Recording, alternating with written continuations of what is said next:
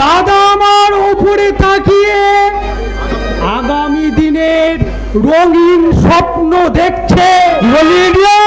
দাদা আমার রাজনীতি রেডিমেড কথা বলতে শুরু করেছে।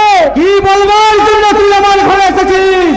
আমি তোমাকে জিজ্ঞাসা করতে এসেছি দাদা, কেন তুমি আমার মাথা ফাটার খবর পেয়ে ঘটনাস্থলে যাওনি? কেন তুমি অবিশ্বাস করনি?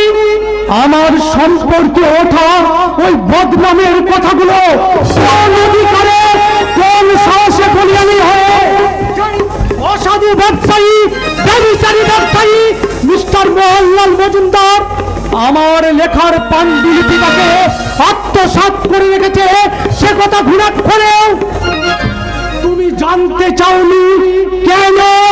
কেন প্রয়োজন নেই বলে? আমি রাজনীতির লোক, এসব ছোটখাটো ব্যাপার নিয়ে মাথা খাওয়াবার সময় নেই। কিন্তু দাদা ভাবতে একটা অধিকার ছিল দাদা, এই ছোট ভাইয়ের উপর